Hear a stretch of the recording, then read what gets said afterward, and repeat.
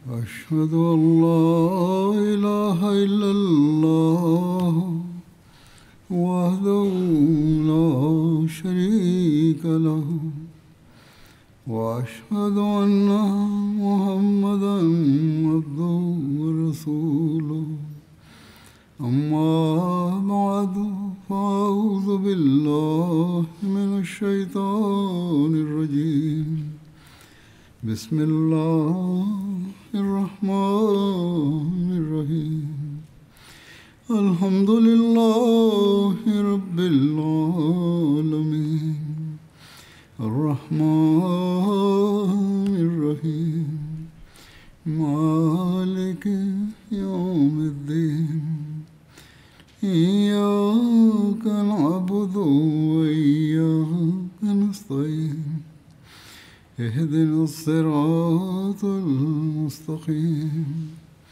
صراط الذين أنعمت عليهم غير المغضوب عليهم ولا الضالين.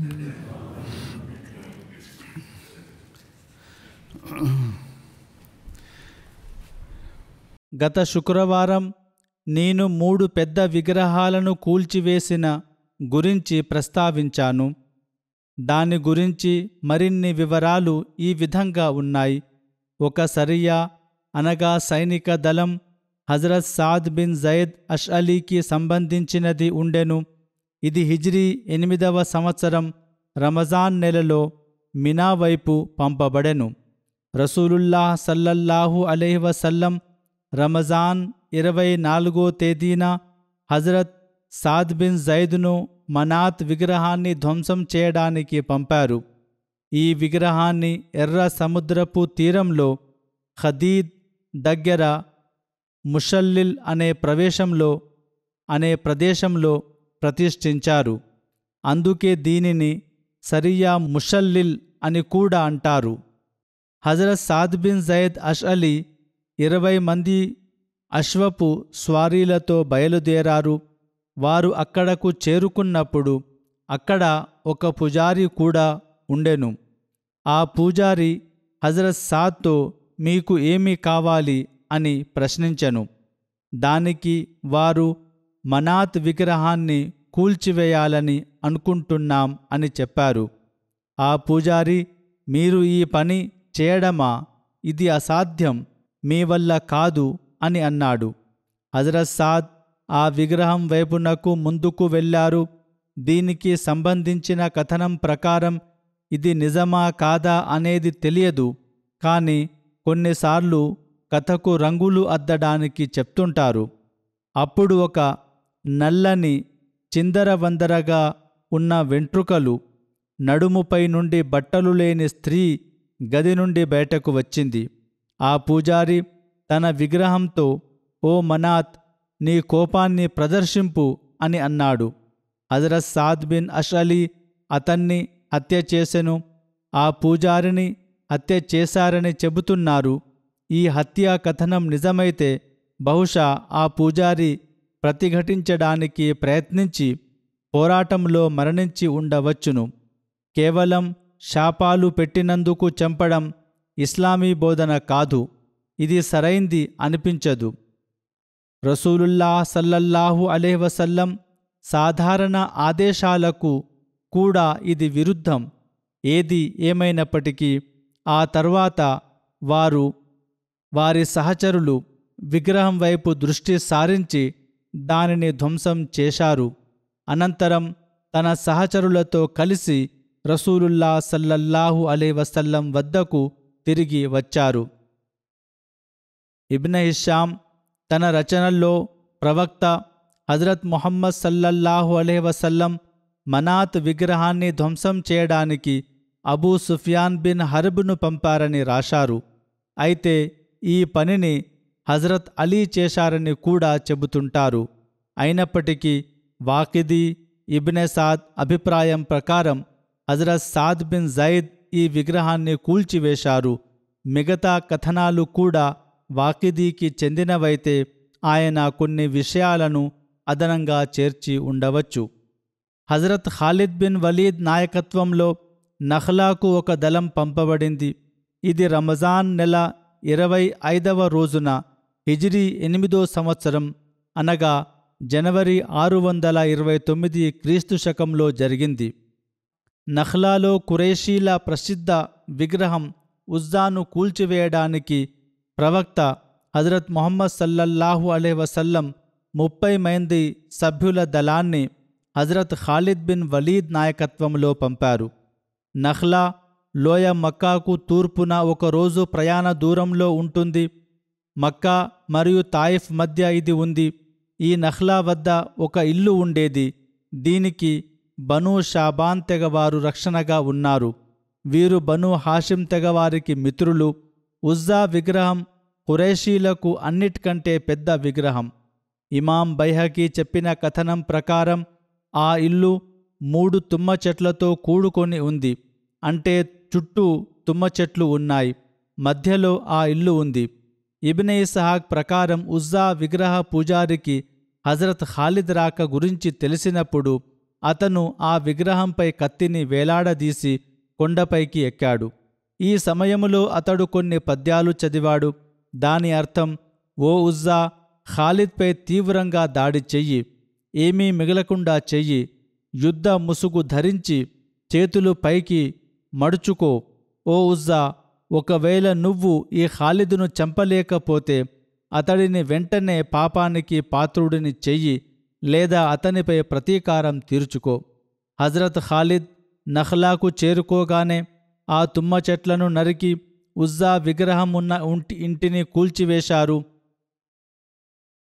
తర్వాత మక్కాకు తిరిగి వచ్చి హజరత్ ముహమ్మద్ సల్లల్లాహు అలైహి వసల్లం గారికి నివేదిక ఇచ్చారు. అప్పుడు ఆయన, నువ్వు అక్కడ ఏమైనా ప్రత్యేకంగా చూశావా అని అడిగారు. హజరత్ ఖాలిద్ లేదని జవాబిచ్చారు. అప్పుడు ప్రవక్త, అయితే నువ్వు ఉజ్జాను పూర్తిగా నాశనం చేయలేదు, వెనక్కి వెళ్ళి దానిని పూర్తిగా అంతం చేసిరా అని ఆదేశించారు. ఈ ఆదేశం వినగానే హజరత్ ఖాలిద్ వెంటనే ఆజ్ఞను పాటించడానికి వెనక్కి వెళ్లారు. పర్యవేక్షకులు హజరత్ ఖాలిద్ను మళ్లీ చూసినప్పుడు వారు కొండపైకి ఎక్కారు. వారు, ఓ ఉజ్జా, వారిని నాశనం చెయ్యి అని అరుస్తున్నారు. ఆ గుడి నుండి చిందరవందరగా ఉన్న జుట్టుతో నల్లని స్త్రీ బయటకి వచ్చింది. బహుశా అక్కడ స్త్రీలు ఉండి ఉంటారు. అప్పుడు హజరత్ ఖాలిద్ పద్యాలు చదువుతున్నారు. అది అరబ్బీ పద్యం. యా ఉజ్జా కుఫ్రానక లా సుబ్హానక ఇన్నీ రఐతుల్లాహ కద్ ఇహానక. అనగా, అయ్యో ఉజ్జా, నేను నిన్ను తిరస్కరిస్తున్నాను, నేను నీ పవిత్రతను వర్ణించను, దేవుడు నిన్ను అగౌరవపరచడం నేను చూశాను. ఈ సంఘటన తర్వాత ఖాలిద్ మహాప్రవక్త సల్లల్లాహు అలైహి వసల్లం వద్దకు తిరిగి వచ్చి దీనిని పూర్తిగా వివరించారు. అప్పుడు ప్రవక్త, అవును, అది ఉజ్జా, ఇప్పుడు అది మీ నగరాల్లో ఎన్నటికీ పూజింపబడదని, నిరాశ చెందిందని అన్నారు. ఆ తరువాత అమ్ర్ బిన్ ఆస్ నాయకత్వంలో సువా విగ్రహం కూల్చివేతకు మరొక దళం పంపబడింది. ఇది కూడా రంజాన్ హిజ్రీ 8వ సంవత్సరంలో జరిగింది. ఉజ్జా విగ్రహం కూల్చివేతతో పాటు ప్రవక్త హజరత్ ముహమ్మద్ సల్లల్లాహు అలైహి వసల్లం అమ్ర్ బిన్ ఆస్ను సువా విగ్రహాన్ని నాశనం చేయడానికి పంపారు. అతనితో పాటు కొంతమంది సహచరులు కూడా ఉన్నారు, కానీ వారి సంఖ్య పేర్కొనబడలేదు. సువా విగ్రహం మదీనాకు పశ్చిమాన సముద్రపు ఒడ్డున ఉన్న రుహాత్ వద్ద బను హుజైల్ తెగ వారిది. ఇది మక్కాకు 3 మైళ్ళ దూరంలో ఉంది. ఈ విగ్రహం ఒక స్త్రీ రూపంలో ఉండేది. ప్రజలు దీనిని పూజిస్తూ దీని చుట్టూ ప్రదక్షిణలు చేసేవారు. దీని పూజారులు బను లెహయాన్ తెగవారు. వీరు హుజైల్ తెగలోని ఒక శాఖ. పవిత్ర ఖురాన్లో కొన్ని విగ్రహాల పేర్లు ప్రస్తావించబడ్డాయి. వాటిల్లో ఈ విగ్రహం గురించి కూడా ప్రస్తావన లభిస్తుంది. నూ అధ్యాయంలో ఇలా ఉంది, వకాలూ లా తజరున్న ఆలిహతకుం వలా తజరున్న వద్దం వలా సువాఅం వలా యగూస వయఊక వనసురా. అనగా, మరియు వారు ఒకరితోనొకరు ఇలా అనుకున్నారు, మీరు మీ ఆరాధ్య దైవాలను విడిచిపెట్టకండి, వద్ మరియు సువా, యఊక్ మరియు నస్రాలను విడిచిపెట్టకండి. హజరత్ ఇబ్నె అబ్బాస్ కథనం ప్రకారం నూహ్ ప్రవక్త కాలంలో ఉన్న విగ్రహాలు తర్వాత అరబ్బుల వద్దకు వచ్చాయి. వద్ అనే విగ్రహం దోమతుల్ జందల్లో నివసించే కల్బ్ తెగకు చెందినది. సువా అనే విగ్రహం హుజైల్ తెగకు చెందినది. యగూస్ అనే విగ్రహం మరాత్ తెగకు చెందినది. ఇదే మాదిరిగా ఇది సబా నగరములో నివసించే బను హుజైఫా తెగకు మారినది. యఊక్ అనే విగ్రహం హమదాన్ తెగకు, నస్రా అనే విగ్రహం జిల్కిలా వారసులైన హుమైర్ తెగకు చెందినది. నిజానికి ఈ విగ్రహాల పేర్లన్నీ నూహ్ ప్రవక్త తెగలోని కొందరు మంచి వ్యక్తుల పేర్లే. వారు చనిపోయిన తర్వాత శైతాన్ ఆ ప్రజల మనసుల్లో వారు కూర్చునే చోట వారి పేర్లతో విగ్రహాలను నిలబెట్టండి అని ప్రేరేపించాడు. వారు అలానే చేశారు. అప్పుడు మొదట్లో ఆ విగ్రహాలను పూజించేవారు కాదు. కానీ ఆ తరువాత తరాల వారికి నిజమైన చరిత్ర తెలియక ఆ విగ్రహాలను పూజించడం మొదలుపెట్టారు. హజరత్ అమ్ర్ బిన్ ఆస్ రుహాత్ అనే ప్రదేశంలో సువా విగ్రహం వద్దకు చేరుకున్నప్పుడు అక్కడ అతనికి ఆ విగ్రహానికి పూజారి తారసపడ్డాడు. అమర్ బిన్ ఆస్ దైవ ప్రవక్త సల్లల్లాహు అలైహి వసల్లం ఆజ్ఞతో ఆ విగ్రహాన్ని పగలగొట్టడానికి వచ్చానని చెప్పారు. అందుకు ఆ పూజారి, నువ్వు దానిని పగలగొట్టలేవు అని జవాబిచ్చాడు. అప్పుడు అమర్ బిన్ ఆస్ కారణం అడగగా, నిన్ను ఖచ్చితంగా అడ్డుకుంటారు అని చెప్పాడు. అప్పుడు అమర్ బిన్ ఆస్, నీ మీద నాకు జాలి వేస్తుంది, ఇది వినగలదా చూడగలదా అని అన్నారు. తర్వాత ముందుకు వెళ్ళి ఆ విగ్రహాన్ని పగలగొట్టారు. తమతో ఉన్న వారితో దాని పక్కన ఉన్న గదిని కూడా నేలమట్టం చెయ్యండి అని చెప్పారు. వారు దానిని కూడా ధ్వంసం చేశారు. అప్పుడు అమ్ర్ బిన్ ఆస్ ఆ పూజారితో, ఇప్పుడు చెప్పు అని అడిగారు. తన దేవుడి పరిస్థితి చూసిన ఆ పూజారి వెంటనే, నేను దేవుని ఆజ్ఞను పాటిస్తున్నాను, ఇస్లామును స్వీకరిస్తున్నాను అని అన్నాడు. ఈ సంఘటనను బట్టి పూజారిని లేదా మరెవరినైనా చంపే కథనం నిజంగా సందేహాస్పదమైనదని మనం ధృవీకరించుకోవచ్చును. ఖాలిద్ బిన్ వలీద్ నాయకత్వంలో బనూ హుజైమా తెగ వైపు ఒక సైనిక దళం పంపబడింది. ఇది షవ్వాల్ నెల హిజ్రీ 8వ సంవత్సరంలో జరిగింది. మక్కా విజయం తర్వాత ఖాలిద్ బిన్ వలీద్ ఉజ్జా విగ్రహాన్ని కూల్చివేసి తిరిగి వచ్చాక ప్రవక్త హజరత్ ముహమ్మద్ సల్లల్లాహు అలైహి వసల్లం వారిని బనూ హుజైమా తెగ వైపు పంపారు. ఈ తెగ మక్కాలోని యలంలంకు సమీపంలో నివసించే బనూ కనాన్ తెగకు చెందిన శాఖ. ప్రవక్త హజరత్ ముహమ్మద్ సల్లల్లాహు అలైహి వసల్లం ఖాలిద్ బిన్ వలీద్తో ఈ తెగను ఇస్లాం వైపు ఆహ్వానించమని, వారితో యుద్ధం చేయవద్దని చెప్పారు. ప్రవక్త హజరత్ ముహమ్మద్ సల్లల్లాహు అలైహి వసల్లం గారి ఈ సూత్రాన్ని ఎప్పటికీ గుర్తుంచుకోవాలి. యుద్ధం చేయవద్దు. ఖాలిద్ బిన్ వలీద్ ముహాజిరీన్, అన్సార్ మరియు బనూ సులైం తెగకు చెందిన 350 మందితో బయలుదేరారు. ఖాలిద్ అక్కడకు చేరుకున్నప్పుడు అక్కడి ప్రజలు తమ చేతుల్లో ఆయుధాలు పట్టుకుని ఉండటం గమనించారు. దాడి చేయడానికి సిద్ధంగా ఉన్నట్లు కనిపించారు. ఖాలిద్ వారితో, ఆయుధాలు కింద పెట్టండి, ప్రజలు ఇప్పటికే ఇస్లామును స్వీకరించారు అని చెప్పారు. ఖాలిద్ మాటలు విన్న తర్వాత హుజ్దుమ్ అనే వ్యక్తి లేచి తన తెగ వారితో, ఓ బనూ హుజైమా, ఆయుధాలు కింద పెట్టకండి. ఇతను ఖాలిద్, ఆయుధాలు కింద పెడితే మీరు బందీలు అవ్వడం లేదా చంపబడడం ఖాయం, కాబట్టి నేను ఆయుధాలు కింద పెట్టను అని అన్నాడు. అప్పుడు మిగతా ప్రజలు హుజ్దుమ్కు, నువ్వు మమ్మల్ని ఎందుకు చంపించాలని చూస్తున్నావు, ఆయుధాలు కింద పెట్టు అని నచ్చచెప్పారు. చివరికి వారు అతని నుండి ఆయుధాలు తీసుకున్నారు. ఈ సంఘటన తర్వాత ఆ ప్రజలను బంధించడం చేశారు. ప్రతి ముస్లింకు ఒకరిని లేదా 2 బందీలను అప్పగించారని కథనాల్లో ప్రస్తావించబడింది. వారు రాత్రంతా బందీలో ఉన్నారు. బహుశా వారు ఆయుధాలు పట్టుకున్నందున వారి ఉద్దేశం తెలియక ఖైదు చేసి ఉండవచ్చు. ఒక కథనం ప్రకారం ఖాలిద్ వారి వద్దకు చేరుకొని ఇస్లాంను స్వీకరించమని ఆహ్వానించినప్పుడు వారు అస్లంనా, మేము ఇస్లాంను స్వీకరించాము అని చెప్పే బదులు సబానా సబానా అనగా మేము మా మతాన్ని వదులుకున్నాము అని చెప్పారు. ఈ పదం వల్ల ఖాలిద్కు వారు ముస్లింలు కాలేదని అపార్థం కలిగింది. అందుకే వారిని చంపడానికి ఆదేశం ఇచ్చారు. ఇది ఒక వివరణ మాత్రమే. ఇబ్నె సాద్ వివరించిన దాని ప్రకారం ఖాలిద్ వారి వద్దకు వచ్చి, మీరు ఏ మతంలో ఉన్నారు అని అడిగాడు. దానికి వారు, మేము ముస్లింలం నమాజ్ చేస్తాము అని జవాబిచ్చారు. అప్పుడు ఖాలిద్, అయితే మీరు ఎందుకు ఆయుధాలు పట్టుకున్నారు అని అడిగారు. వారు, మాకు అరబ్బుల్లోని మరొక తెగకు మధ్య శత్రుత్వం ఉంది, అదే శత్రువు అని మేము అనుమానించాము, అందుకే ఆయుధాలు తీసుకున్నాము అని చెప్పారు. ఈ పరిస్థితి వల్ల ఖాలిద్ జాగ్రత్తపడి వారి పట్ల అనుమానాలు పెంచుకున్నట్లు తెలుస్తుంది. దీనికి మతపరమైన వివరణ కూడా ఉండవచ్చు. అయితే కథనాల ప్రకారం ఈ బందీలు నమాజ్ చేసేవారు, ముస్లింలుగానే కనిపించేవారు. కానీ హుజ్దుం లాంటి కొందరు బందీలు అతనితో ఏకీభవించినారు. తిరుగుబాటు స్వభావం చూపించి ఉండవచ్చు. ఖాలిద్ వారి పట్ల నమ్మకంగా లేకుండెను. సబానా అనే పదం ఖాలిద్ను మరింత అప్రమత్తం చేసింది. అందుకే అతను రాత్రి చివరి భాగంలో బందీలను చంపడానికి ఆదేశం ఇచ్చాడు. దీనితో కొంతమంది ముస్లిములు తమ బందీలను చంపారు. కానీ వలస వచ్చిన ముస్లిములు, అన్సార్ ముస్లింల బృందం ఖాలిద్ నిర్ణయంతో ఏకీభవించలేదు, తమ బందీలను చంపలేదు. అన్సార్ నాయకుడు Abu Usaid Saadi Khalid bin Walid వద్దకు వెళ్ళి వారు ముస్లింలని, వారిని చంపడం సరికాదని చెప్పారు. Abdullah bin Umar, Salim Maula Abu Huzaifa కూడా ఖాలిద్ నిర్ణయాన్ని వ్యతిరేకించారు. తమ సహచరులను బందీలను చంపకుండా ఆపారు. ఆ బందీలలో ఒకరు తప్పించుకొని మదీనాకు చేరుకొని ప్రవక్త హజరత్ ముహమ్మద్ సల్లల్లాహు అలైహి వసల్లం గారికి పరిస్థితి వివరించాడు. అప్పుడు ఆయన, ఎవరైనా ఖాలిద్ మాటను అడ్డుకున్నారా అని అడిగారు.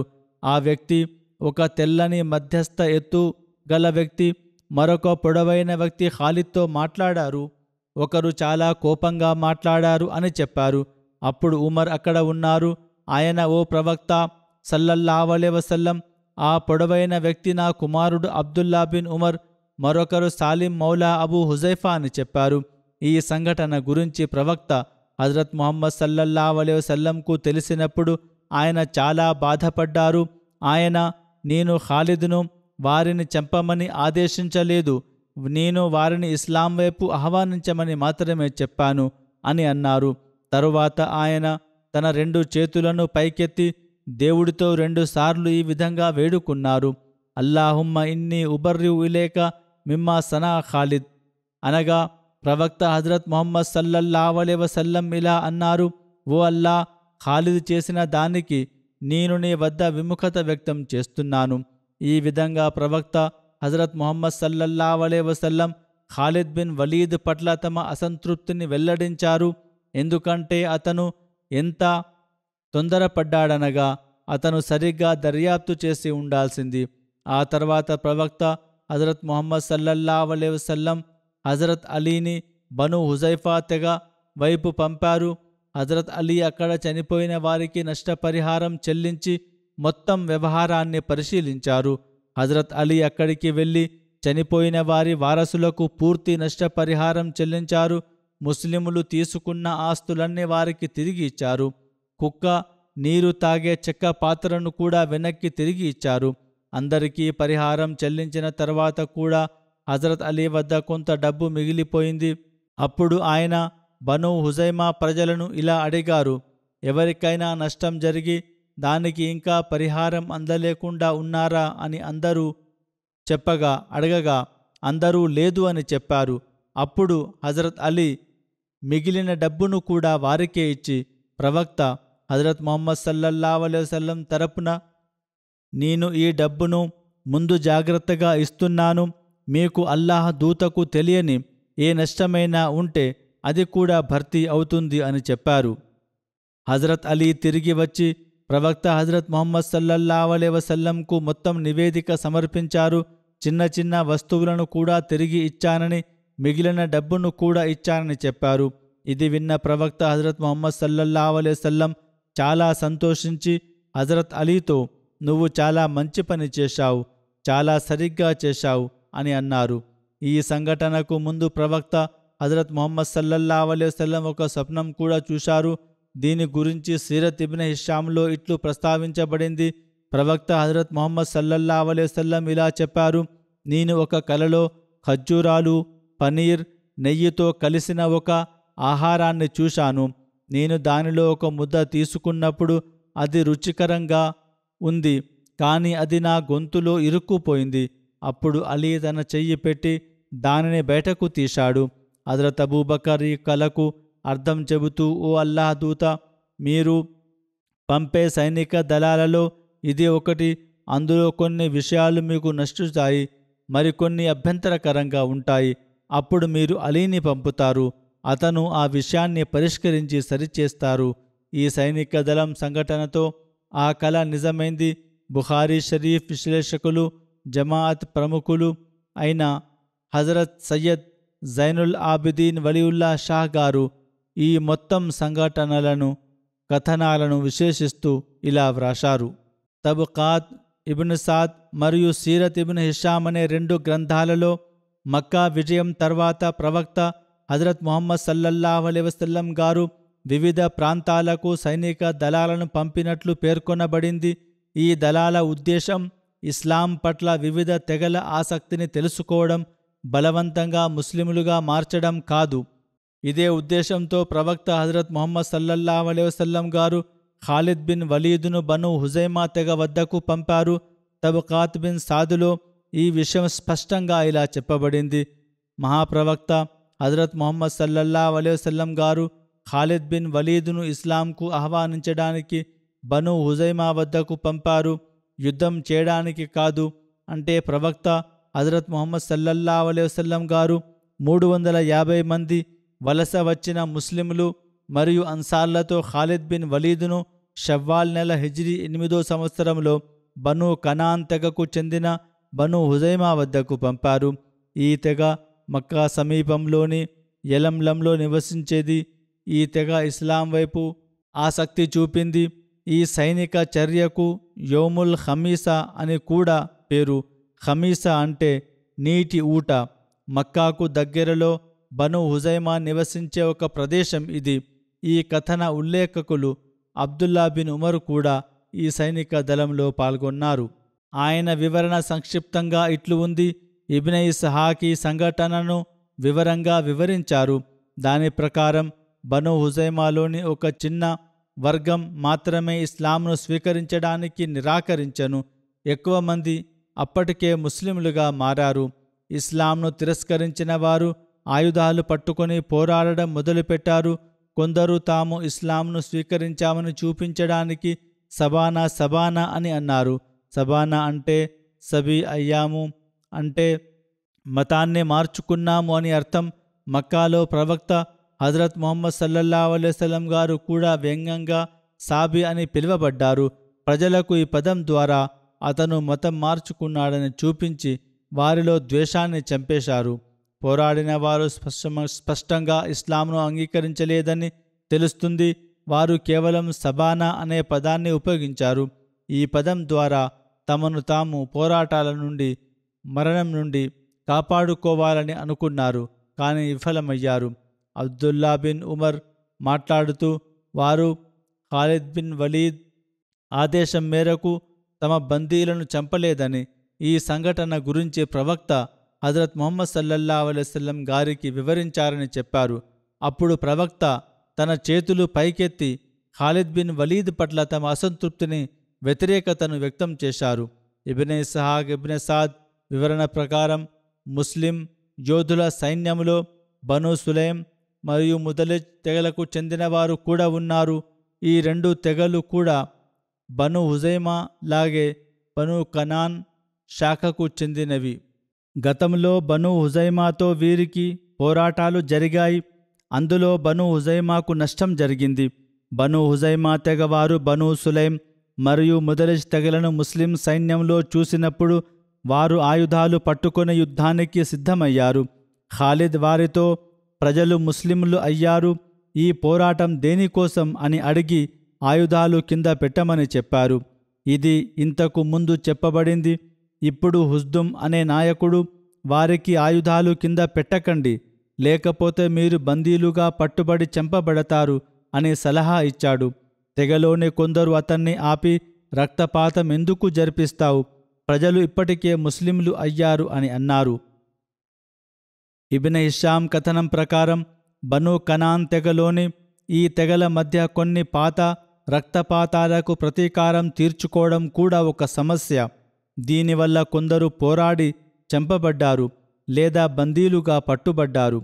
బనూ సులైంకు చెందిన యోధులు ఖాలిద్ బిన్ వలీద్ ఆదేశం మేరకు తమ పాత ప్రతీకారం కోసం కొందరు బందీలను చంపినట్లు తెలుస్తోంది.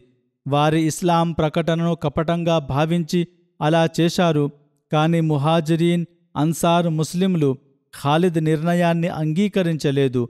వారు పైన చెప్పిన విధంగా ఇస్లాంను ప్రకటించిన వారిని చంపకుండా విడిచిపెట్టారు. ప్రవక్త హజరత్ ముహమ్మద్ సల్లల్లాహు అలైహి వసల్లం ఆదేశం స్పష్టంగా ఉంది. అబ్దుల్లా బిన్ ఉమర్ కథనం ప్రకారం ఖాలిద్ బందీలను చంపమని ఆదేశించలేదు.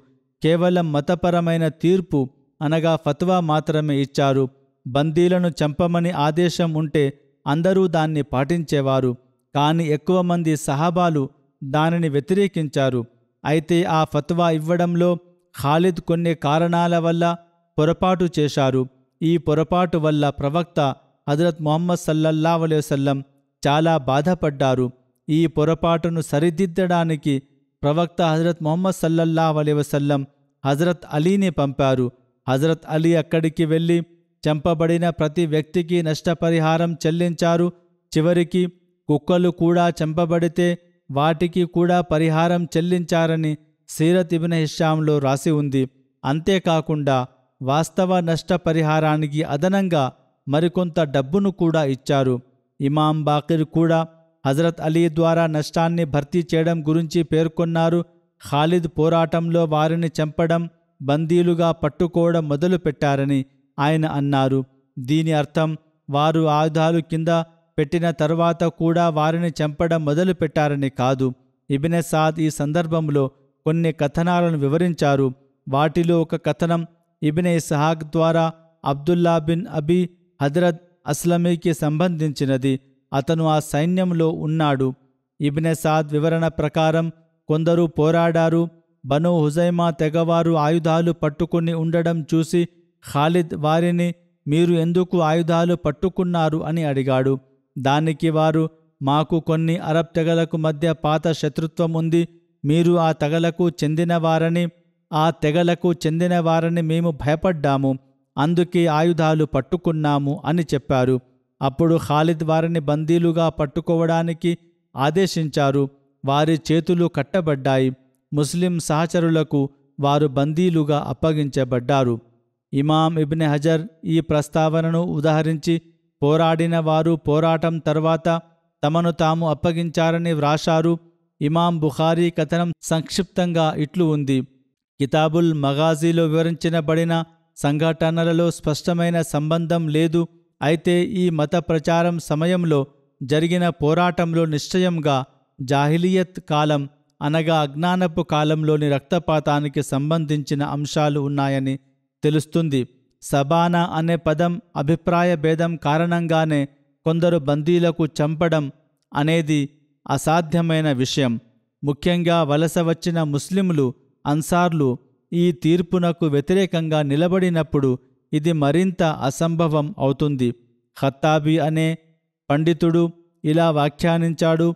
ప్రవక్త హజరత్ ముహమ్మద్ సల్లల్లాహు అలైహి వసల్లం అల్లాహుమ్మ ఇన్నీ ఉబర్రి ఉలేక మిమ్మా సనా ఖాలిద్ అనగా, ఓ అల్లా, ఖాలిద్ చేసిన దానికి నేను నీ వద్ద విముఖత వ్యక్తం చేస్తున్నాను అని చెప్పిన మాటల ద్వారా ఖాలిద్ తొందరపాటును మరియు సబానా అనే పదంపై సరిగ్గా పరిశోధన చేయకపోవడాన్ని ఆయన ఇష్టపడలేదని స్పష్టం అవుతుంది. ఖాలిద్ తన కర్తవ్యాన్ని నిర్వర్తించి సబానా అని అన్న వారి ఉద్దేశం ఏమిటో పూర్తిగా తెలుసుకోవాల్సింది. ఇమాం బాకిర్ కథనం ప్రకారం హజరత్ ముహమ్మద్ సల్లల్లాహు అలైహి వసల్లం హజరత్ అలీని పిలిచి ఆ ప్రజల వద్దకు వెళ్ళి మూర్ఖత్వపు కాలం నాటి విషయాలను నీ కాళ్లతో తొక్కివేయి అని అన్నారు. దానికి హజరత్ అలీ అక్కడికి వెళ్ళి ఒక్కొక్కరికి నష్టపరిహారం చెల్లించారు. ఈ కథనం ద్వారా ఆ పోరాటం వెనుక పాత శత్రుత్వం, ప్రతీకారం వంటి కారణాలు ఉన్నాయని స్పష్టంగా తెలుస్తుంది. ప్రవక్త హజరత్ ముహమ్మద్ సల్లల్లాహు అలైహి వసల్లం గత విషయాలను తొక్కివేయి అని చెప్పినప్పుడు వారి మనసులలో ఏదో పాత శత్రుత్వం ఉందని ఆయనకు తెలిసిందని, అదే ఈ హత్యలకు కారణమైందని స్పష్టమవుతుంది. ప్రవక్త హజరత్ ముహమ్మద్ సల్లల్లాహు అలైహి వసల్లం ఏ సైనిక దళాన్ని పంపినా వారికి పోరాటంలో తొందరపడొద్దు, శాంతియుతంగా మృదువుగా ఉండండి. పోరాటానికి ముందు ఇస్లాం వైపు ఆహ్వానించండి. దాని నియమాలను స్పష్టం చేయండి. తద్వారా నిందలు ఎదురుకావు. ఎక్కడ అజాన్ నిలబడితే అక్కడ దాడి చేయవద్దు అని ఆదేశించారు. పైన చెప్పిన సంఘటనలో బను హుజైమా తెగ తరపున ఇస్లాం స్వీకరిస్తున్నట్లు ఒక సందేశం అందింది.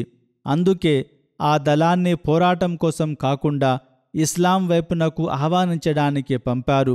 తబకాత్ ఇబ్నే సాద్ ప్రకారం ఖాలిద్ బిన్ వలీద్ బను హుజైమా వద్దకు చేరుకున్నప్పుడు మీరు ఎవరు అని అడిగారు. అందుకు వారు, మేము ముస్లింలం, మేము నమాజ్ చేస్తాం, ముహమ్మద్ సల్లల్లాహు అలైహి వసల్లంను నిజమని నమ్ముతాము, మా గ్రామ ప్రాంగణాలలో మసీదులు నిర్మించుకుని అజాన్లు ఇస్తాము అని చెప్పారు. అప్పుడు ఖాలిద్, అయితే ఈ ఆయుధాలు ఎందుకు అని అడిగారు. దానికి వారు, మాకు కొన్ని అరబ్ తెగలకు మధ్య శత్రుత్వం ఉంది, మీరు వారే అని మేము భయపడ్డాము అని చెప్పారు. ఈ వివరణ తర్వాత వారితో యుద్ధం చేయడం ఏ విధంగానూ సబబు కాదు, సముచితం కాదు. యలంలం సమీపంలో ఉన్నప్పుడు పాత శత్రుత్వం వల్ల ఒకవైపున పోరాటం మొదలైనట్లు తెలుస్తుంది.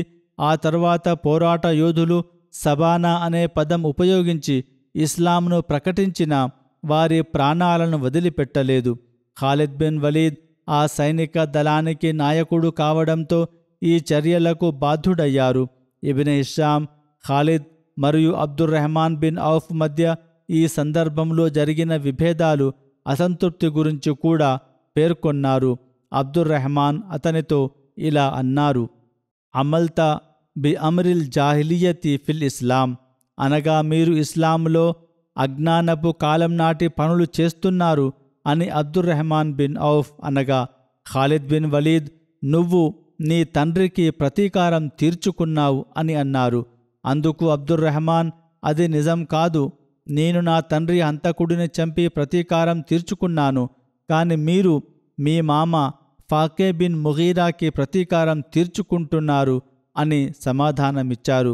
ఈ వాదనతో వారిద్దరి మధ్య తీవ్రమైన వాదన జరిగింది. ప్రవక్త హజరత్ ముహమ్మద్ సల్లల్లాహు అలైహి వసల్లంకు ఈ విషయం తెలిసినప్పుడు ఖాలిద్తో ఇలా అన్నారు, నా సహచరుల గురించి అలాంటి ఆలోచనలు చెయ్యకు. దేవుడిపై ప్రమాణం చేసి చెప్తున్నాను, నీకు ఉహద్ పర్వతం అంత బంగారం దొరికి దాన్ని అల్లాహ్ మార్గంలో ఖర్చు చేసిన నా సహచరులు ఉదయం సాయంత్రం దేవుణ్ణి స్మరించడం వల్ల పొందే స్థానాన్ని నువ్వు పొందలేవు. సీరత్ ఇబ్నే హిషాంలో ఇబ్నే ఇస్హాక్ యొక్క ఈ కథనం కూడా ఉంది. దాని ప్రకారం Fakih bin Mughira, Makhzumi, Auf bin Abd Auf, Zuhri మరియు అఫ్ఫాన్ బిన్ అబీ లాయిస్ యెమెన్కు వ్యాపారం కోసం వెళ్లారు. తిరిగి వచ్చేటప్పుడు యెమెన్లో చనిపోయిన ఒక హుజైమా వ్యక్తి యొక్క ఆస్తిని అతని వారసులకు ఇవ్వడానికి తీసుకొచ్చారు. దారిలో బను హుజైమాకు చెందిన ఖాలిద్ బిన్ హిషాం అనే వ్యక్తి వారిని కలిశాడు. హుజైమా వ్యక్తి చనిపోయాడని అతనికి తెలిసినప్పుడు ఆ ఆస్తికి తానే వారసుడేనని అన్నాడు. దానికి వారు నిరాకరించడంతో వారి మధ్య పోరాటం జరిగింది. ఈ పోరాటంలో ఔఫ్ బిన్ అబ్ద్ ఔఫ్ మరియు ఫాకే బిన్ ముగీరా ఇద్దరూ హత్యకు గురైనారు. అయితే అఫ్ఫా బిన్ అబీ అల్ ఆస్ అతని కుమారుడు ఉస్మాన్ తప్పించుకున్నారు. వారు ఫాకే బిన్ ముగీరా మరియు ఔఫ్ బిన్ అబ్ద్ ఔఫ్ యొక్క ఆస్తిని తీసుకున్నారు.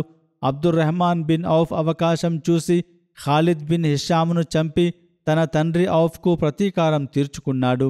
ఈ సంఘటనతో ఖురేషీలు కూడా చాలా కోపంతో ఉన్నారు. వారు బను హుజైమా తెగపై దాడి చేసి తమ వారికి జరిగిన నష్టం, ఆర్థిక నష్టానికి ప్రతీకారం తీర్చుకోవాలని అనుకున్నారు. కానీ బను హుజైమా తెగ, మా వారికి జరిగింది ఒక వ్యక్తిగత సంఘటన, ఇందులో మా ప్రమేయం లేదు, మాకు ఈ విషయం గురించి తెలియదు, మేము చనిపోయిన వారికి ఆర్థిక నష్టానికి పరిహారం చెల్లిస్తాము అని చెప్పారు. ఖురేషీలు వారి క్షమాపణను ప్రతిపాదనను అంగీకరించారు. ఇది సీరత్ ఇబ్నే హిషాంలో పేర్కొనబడింది. నిజానికి ఈ సంఘటనలన్నీ కొన్ని విషయాల వెనుక ఉన్న నేపథ్యాన్ని వివరిస్తాయి. ఈ శత్రుత్వాలు ఎందుకున్నాయి? ఈ సంఘటనల వల్ల ఖాలిద్ బిన్ వలీద్ ఎందుకు విమర్శలకు గురయ్యారు?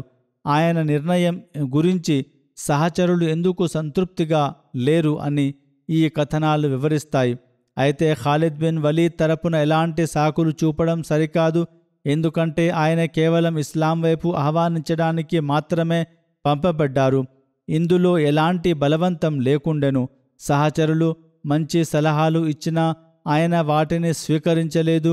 బను సులైం తెగవారు రాత్రికి రాత్రే బందీలను పట్టుకునే అవకాశం కల్పించారు. ఇబ్నే ఇస్హాక్ ఒక కథనంలో ఖాలిద్ బిన్ వలీద్ ఒక సాకు చెప్పారు. ప్రజలు ఇస్లాంను స్వీకరించడానికి నిరాకరించినప్పుడు అబ్దుల్లా బిన్ హుజైఫా సహమీ సలహా మేరకు వారితో పోరాడినట్లు ఆయన వివరించారు. ఈ సందర్భంలో ఇబ్నే ఇస్హాక్ ఇలా అన్నారు: కొందరు ఖాలిద్ను క్షమించడానికి అబ్దుల్లా బిన్ హుజైఫా సహమీ ప్రవక్త హజరత్ ముహమ్మద్ సల్లల్లాహు అలైహి వసల్లం గారు ఈ ప్రజలు ఇస్లాంను స్వీకరిస్తారని చెప్పమని ఆదేశించారని ఖాలిద్ చెప్పారని అన్నారు. ఈ సాకు సరైనది కాదు. ఎందుకంటే సైనిక నాయకుడు ఖాలిద్ మాత్రమే, అబ్దుల్లా బిన్ హుజైఫా కాదు. ఈ పొరపాటు కావాలైనా జరిగి ఉండవచ్చు, లేదా తప్పుగా అర్థం చేసుకొని అయినా జరిగి ఉండవచ్చు. ఏది ఏమైనప్పటికీ సైనిక నాయకుడిగా ఖాలిద్ దీనికి బాధ్యుడు. ప్రత్యేకించి ప్రవక్త హజరత్ ముహమ్మద్ సల్లల్లాహు అలైహి వసల్లం పరిశోధన తర్వాత ఖాలిద్ పట్ల తీవ్ర ఆగ్రహం, విముఖతను వ్యక్తం చేసినప్పుడు మనం ఇప్పుడు ప్రవక్త హజరత్ ముహమ్మద్ సల్లల్లాహు అలైహి వసల్లం యొక్క నిర్ణయాన్ని అంగీకరించవలెనని, ఇది మామూలు విషయం కాదు. ప్రవక్త నిర్ణయం తర్వాత కూడా దానికి సాకులు వెతకడం సరికాదు. ప్రవక్త హజరత్ ముహమ్మద్ సల్లల్లాహు అలైహి వసల్లం నువ్వు తప్పు చేశావని చెప్పి తన విముఖతను వ్యక్తం చేశారు. ఇది చాలు.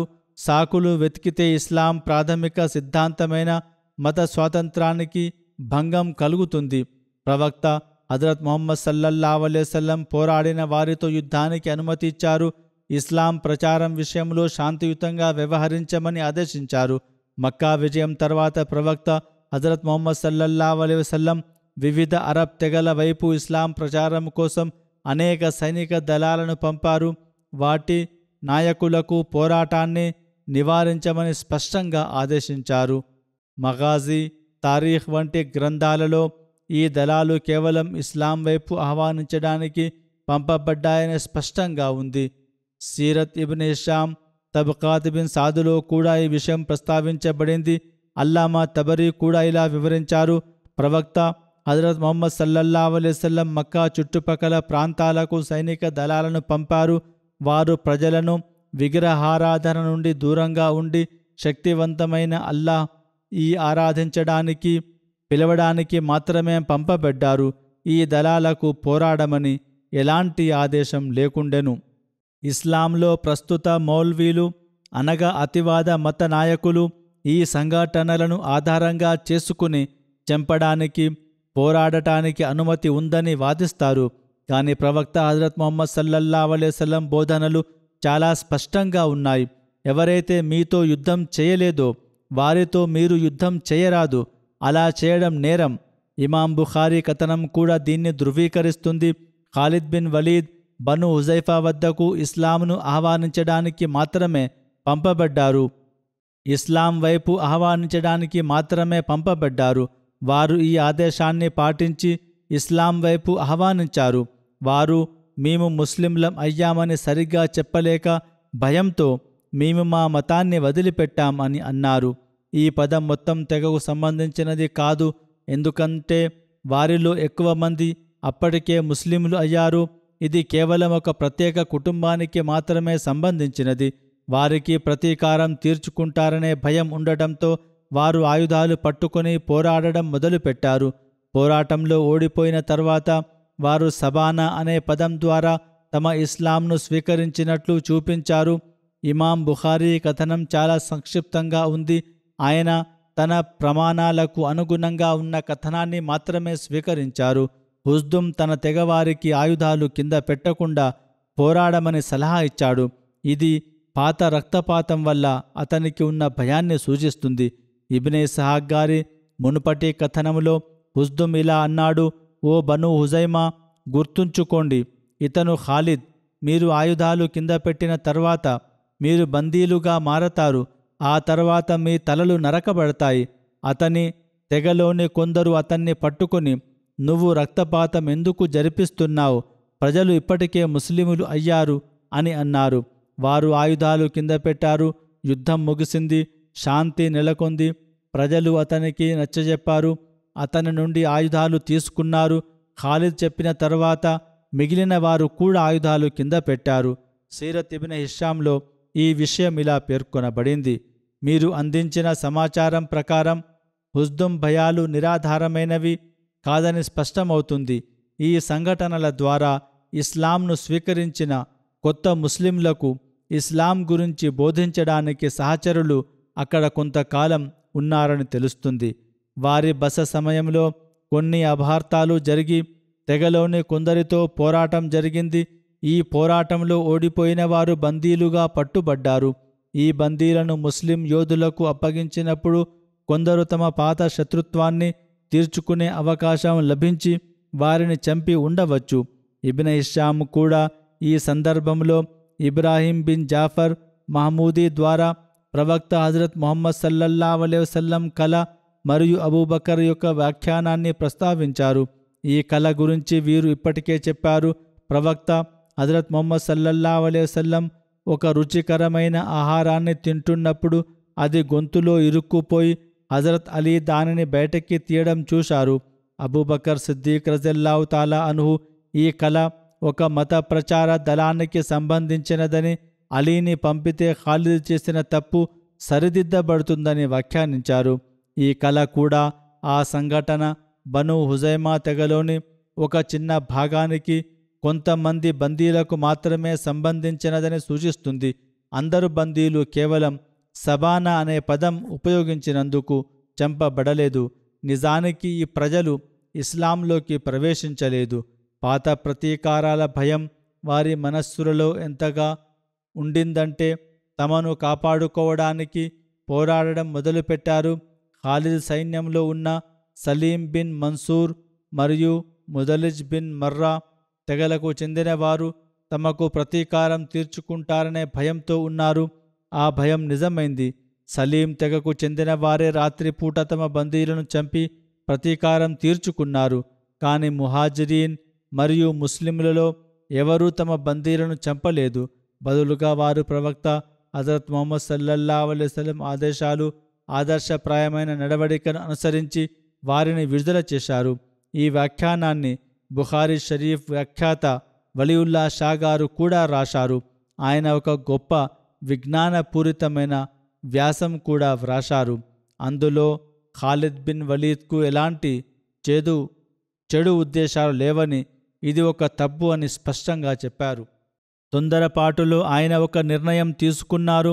సైనిక నాయకుడిగా ఆ తరువాత జరిగిన సంఘటనలకు ఆయన బాధ్యత వహించారు.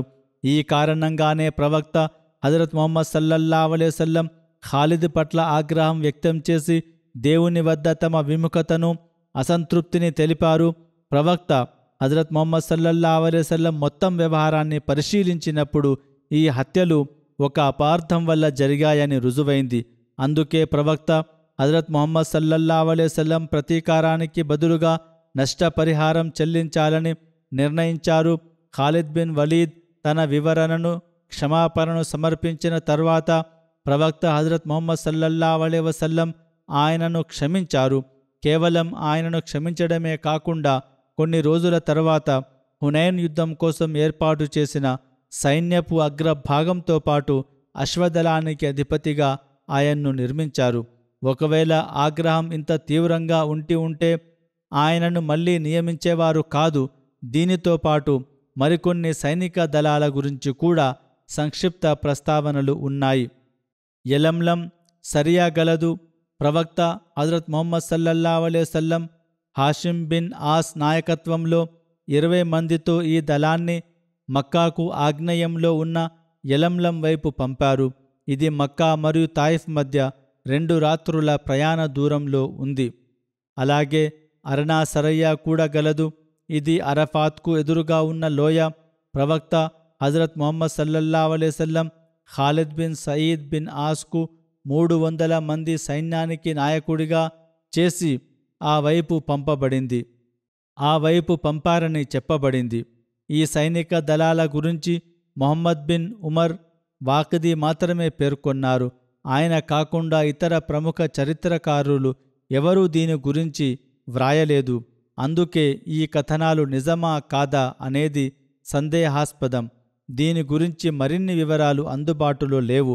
అయితే ఒక చరిత్రకారుడు మాకు తెలిసినంత వరకు ఖాలిద్ బిన్ సయీద్ బిన్ ఆస్ నాయకత్వంలో అర్నా వరకు వెళ్ళిన ఈ సైనిక దళ కార్యకలాపాలు వివరాలను ఏ చరిత్రకారుడు కూడా పేర్కొనలేదు అని రాశారు. దీనికి భిన్నంగా ఉజైల్ తెగవైపు దీనిని పంపారు అనే విషయంలో మాత్రం ఎలాంటి సందేహం లేదు. ఈ తెగ అర్నాలో నివసించేది. ఏది ఏమైనప్పటికీ ప్రవక్త హజరత్ ముహమ్మద్ సల్లల్లాహు అలైహి వసల్లం గారి చరిత్ర ద్వారా ఒక విషయం స్పష్టంగా అర్థమవుతుంది. ఆయన ఎప్పుడూ కఠినంగా వ్యవహరించలేదు. యుద్ధాలలో ఆయన హత్యలు చేయించారని ఇస్లాం శత్రువులు చేసే ఆరోపణలు తప్పు. చిన్న పొరపాటు జరిగినా ఆయన తీవ్ర ఆగ్రహం వ్యక్తం చేశారు. ప్రవక్త హజరత్ ముహమ్మద్ సల్లల్లాహు అలైహి వసల్లం గారు చేసిన మిగతా యుద్ధాలు సైనిక అనగా సరాయాల గురించి భవిష్యత్తులో ప్రస్తావింతును ఇన్షా అల్లాహ్.